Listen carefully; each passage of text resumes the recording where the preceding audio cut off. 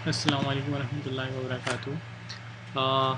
हम स्टार्ट करते हैं topic Coulomb's law of gravity, Coulomb's law of charges से। ठीक है, कूलम्स लॉ ऑफ चार्जेस को देखने से पहले अगर हम याद करें तो हमने 9 10 में पढ़ा, 9 और फर्स्ट ईयर में पढ़ा होगा न्यूटन्स लॉ ऑफ ग्रेविटेशन। ठीक है, न्यूटन्स लॉ ऑफ ग्रेविटेशन क्या होता था? वो कहता था कि जनाब हर बॉडी कायनात में एक दूसरे को अट्रैक्ट कर रही है। ठीक है, मतलब अगर दो बॉडीज़ रखी हुई हैं ए और बी, तो बॉडी ए बी को अट्रैक्ट करेगी और बॉडी बी ए को अट्रैक्ट करेगी।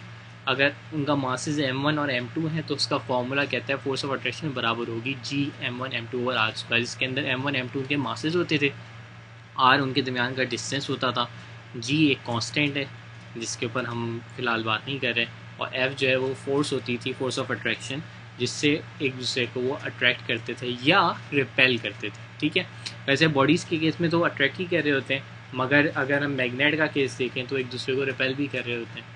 तो कूलम ने क्या किया, कूलम एक फ्रेंच साइंसदान था, उसने बात की चार्जेस। ठीक है, उसने बोला अगर हमारे पास चार्ज एक Q1 है और एक चार्ज Q2 है तो उनके दरमियान भी फोर्स ऑफ अट्रैक्शन या रिपल्जन होगी। अट्रैक्शन मतलब अट्रैक्ट करना और रिपल्जन मतलब एक दूसरे को दूर करना या धक्का देना।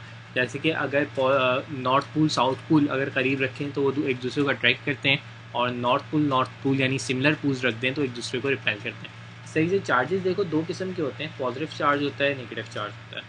तो पॉजिटिव एक दूसरे को अट्रैक्ट नहीं करेगा, ठीक है, वो रिपेल करेगा क्योंकि सिमिलर काइंड ऑफ चार्ज है ना। और दो डिफरेंट काइंड ऑफ चार्ज जो होंगे यानी पॉजिटिव और नेगेटिव, वो एक दूसरे को अट्रैक्ट करेंगे। ठीक है, तो कूलम ने अट्रैक्शन रिपल्जन दोनों की बात की। कूलम ने बोला कि अगर हमारे पास दो पॉइंट चार्जेस हैं, ठीक है, पॉइंट क्या होता है, पॉइंट चार्जेस से मुराद है कि उसकी कोई शेप नहीं है, मतलब जस्ट लाइक अ पॉइंट। ठीक है, क्योंकि शेप होगी तो अट्रैक्शन, फोर्स ऑफ अट्रैक्शन का फॉर्मूला इंतहाई कॉम्प्लेक्स हो जाएगा। तो उसने बोला किसी भी अगर आप चार्ज को कंसिडर करें उसको एज अ पॉइंट कंसिडर करें। ठीक है, अक्सर बॉडी भी चार्ज होती हैं। ठीक है, तो हम फिलहाल दो पॉइंट चार्जेस को कंसिडर कर रहे हैं, एक चार्ज का नाम है Q1 और एक का नाम है Q2। ठीक है, तो अब इनके दरमियान अगर डिस्टेंस जो है वो r है और इनके दरमियान जो फोर्स ऑफ अट्रैक्शन है या रिपल्जन है वो f है। तो कूलम ने ये पता लगाया कि f directly proportional to Q1। क्या मतलब? डायरेक्टली प्रोपोर्शनल क्या होता है कि अगर एक क्वांटिटी को बढ़ा दें तो दूसरी क्वांटिटी भी बढ़ जाएगी, और इन्वर्सली प्रोपोर्शनल क्या होता है कि एक क्वांटिटी को बढ़ा दें तो दूसरी कम हो जाएगी, यानी कि अपोजिट होता है। तो कूलम ने बोला कि f is directly proportional to Q1। ठीक है, चार्जेस के केस के लिए कि अगर हमारी बॉडी का चार्ज Q1 ज़्यादा होगा तो उतनी ज़्यादा फोर्स ऑफ अट्रैक्शन या रिपल्जन होगी, और जितना कम होगा उतनी फोर्स कम होगी। ठीक है, अगर मैं एग्जांपल देना चाहूँ तो मैग्नेट की एग्जांपल बड़ी अच्छी है कि अगर तुम्हारे पास छोटा मैग्नेट होता है तो वो ज़्यादा अट्रैक्ट नहीं कर रहा होता, ठीक है, कम अट्रैक्ट करता है, और बड़ा मैग्नेट होगा तो वो ज़्यादा अट्रैक्ट करेगा। उसी तरीके से जनाब Q2 के साथ भी यही है कि अगर Q2 की भी वैल्यू ज़्यादा होगी तो फोर्स ज़्यादा होगी। ठीक है, चाहे वो फोर्स ऑफ अट्रैक्शन हो या रिपल्शन हो। और डिस्टेंस की अगर मैं बात करूँ तो ऑफ कोर्स डिस्टेंस बढ़ाने से फोर्स कम हो जाएगी, पर यहाँ पे F is inversely proportional to r square है, मतलब थोड़ा सा डिस्टेंस बढ़वाने से ज़्यादा फोर्स कम होगी। क्या कहते हैं, मैग्नेट की मिसाल दोबारा ले लेते हैं। अगर मैग्नेट करीब रखा हुआ हो तो ज़्यादा अट्रैक्शन महसूस होती है, और मैग्नेट अगर दूर हो किसी आयरन पीस से तो कम अट्रैक्शन होती है। ठीक है, उसको आराम से आप मूव करवा सकते हैं, पर अगर आयरन के करीब हो तो फिर दोनों को जुदा करना बड़ा मुश्किल हो जाता है कभी कभी। तो अगर हम इन तीनों इक्वेशन, इक्वेशन 1, इक्वेशन 2 और इक्वेशन 3 को कंबाइन कर दें तो एक सूरत हाल बनती है F is directly proportional to Q1 Q2 over r square. ठीक है, तो ये हमारे पास एक तरीके से प्रोपोर्शनल फॉर्म में फार्मूला जनरेट हो गया। अब प्रोपोर्शनैलिटी की साइन अगर हम रिमूव करेंगे तो हम जानते हैं एक अदद इक्वल टू आएगा और एक अदद कांस्टेंट पैदा हो जाएगा। ठीक है, ये कांस्टेंट जो है वो प्रोपोर्शनैलिटी कांस्टेंट है। न्यूटन ने अपने केस में इसको जी का नाम दिया था और कूलम ने अपने केस में इसको के से रिप्रेजेंट किया। ठीक है, तो so k is a sign of proportionality या प्रोपोर्शनैलिटी कांस्टेंट। तो हमारे पास जो कूलम लॉ बना वो बना F equal to Q1 Q2 over r square. अगर हम न्यूटन लॉ देखें तो वो भी बिल्कुल ऐसे ही है, F G M1 M2 over r square. ठीक है, अच्छा, अब इस के की वैल्यू कहाँ से आएगी?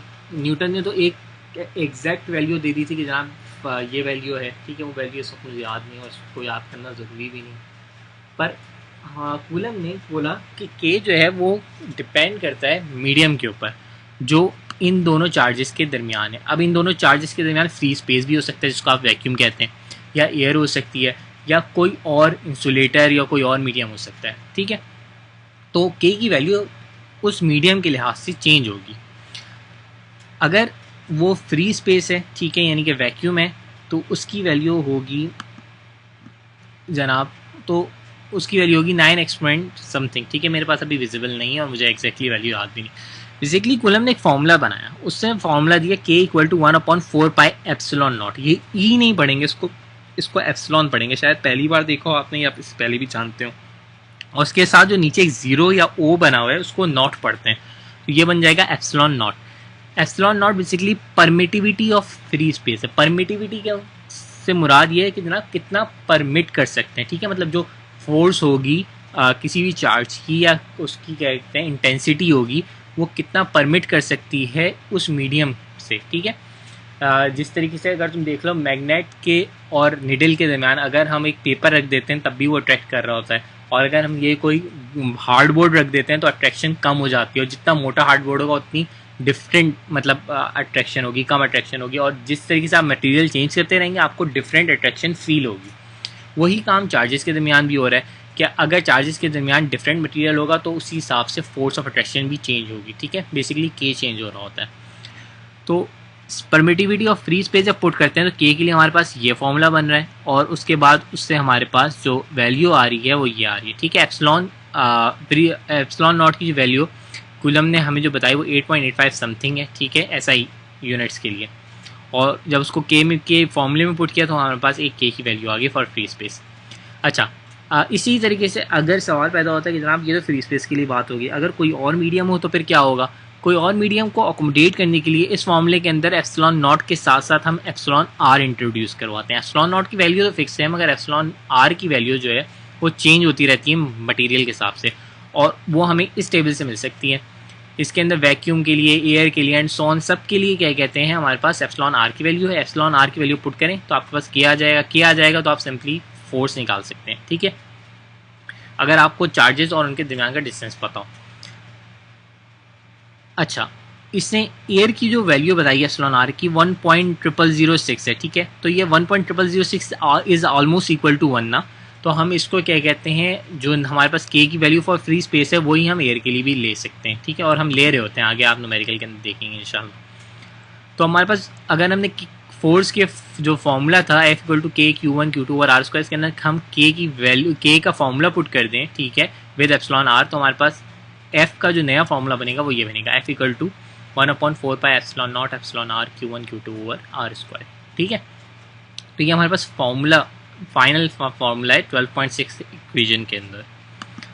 अच्छा, इसके अलावा एक इम्पॉर्टेंट बात जो है वो है जनाब फोर्सेस की। अगर हम देखें तो Q1 Q2 पे फोर्स लगा रहे हैं, और न्यूटन का थर्ड लॉ ऑफ मोशन क्या था कि every action is has an equal and opposite reaction, ठीक है। तो अगर Q1 Q2 पे फोर्स लगा रहे हैं तो Q2 भी Q1 के ऊपर फोर्स लगा रहा होगा। तो जनाब एक फोर्स है F21, ठीक है।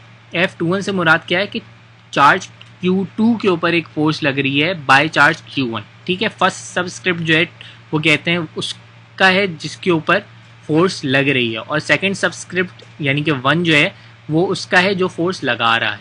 इसी तरीके से जो अपोजिट फोर्स है वो F12 है, यानी कि चार्ज 1 के ऊपर जो फोर्स लग रही है चार्ज 2 की वजह से, ठीक है, यानी कि चार्ज 2 जो फोर्स लगा रहा है चार्ज 1 पे वो F12 है। अच्छा, ये दोनों आपस में बराबर होंगी, यानी कि F21 इक्वल टू F12, ठीक है। मगर अगर आप देखें तो यहाँ पे लिखा हुआ है किताब में F12 equal to minus F21, ठीक है। ये माइनस कहाँ से आया, तो अगर तुमने न्यूटन के थर्ड लॉ ऑफ मोशन की डेफिनेशन या लॉ अगर तुमने क्या कहते हैं सही से सुनाओ तो उसके अंदर एक वर्ड आ रहा है अपोजिट का, यानी कि action has an equal but opposite reaction, ठीक है। तो अपोजिट की वजह से नेगेटिव साइन आ रही है। इसको अगर हम मज़ीद क्या कहते हैं अंदर उतर के देखें, मतलब यानी कि मज़ीद गहराई में देखें, तो जनाब इसके लिए क्या करें, आप चार्ज जो 1 फोर्स लगा रहा है F21 उसका फॉर्मूला लिखें। तो उसका फॉर्मूला क्या होगा, F21 equal to 1/4 pi epsilon naught Q1 Q2 over r square, ठीक है, यही फॉर्मूला है, ठीक है। ई आर एप्सिलॉन आर अभी हमने नहीं लिखा हुआ, ठीक है, हमें फ्री स्पेस की बात कर रहे हैं। चलो साथ में एक और चीज़ लिखी हुई है R21, ठीक है, उसके बाद R के ऊपर एक वेक्टर भी पड़ा हुआ है। अब तुम सोच रहे हो कि ये कहाँ से आ गया, तो जनाब ये बेसिकली डायरेक्शन को शो कर रहा है। किसी भी वेक्टर की दो चीज़ें होती हैं, मैग्नीट्यूड होता है और डायरेक्शन होती है, ठीक है। तो मैग्नीट्यूड जो है ना वो यहाँ से यहाँ तक रिप्रेजेंट हो रहा है, ठीक है। अब डायरेक्शन कैसे रिप्रेजेंट हो, तो डायरेक्शन के लिए आप एक डायरेक्शनल वेक्टर लिखते हैं। वो डायरेक्शनल वेक्टर क्या है, R21, ठीक है, यानी कि 1 से 2 तक की डायरेक्शन, ठीक है। और जब F12 के बारे में लिखेंगे तो उसका भी फॉर्मूला का मैग्नीट्यूड ये हो जाएगा और उसकी डायरेक्शन क्या होगी, R12, यानी कि 1 से 2, वो 2 से 1 की तरफ, ठीक है। पर अगर तुम देखो, अगर तुम इस चार्ज से Q1 चार्ज से Q2 की तरफ जाओ और फिर 2 से 1 की तरफ जाओ, तो देखो दोनों डिफरेंट अपोजिट डायरेक्शन, ये लेफ्ट टू राइट जा रहा है और ये राइट टू लेफ्ट जा रहा है। तो इसका मतलब हुआ R21 is equal to minus R12, ठीक है, R21 equal to minus R12।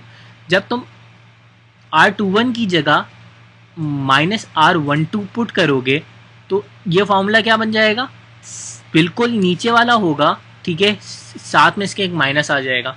जब राइट हैंड साइड दोनों की बराबर होंगी तो F21 बराबर हो जाएगा माइनस F12 के, ठीक है।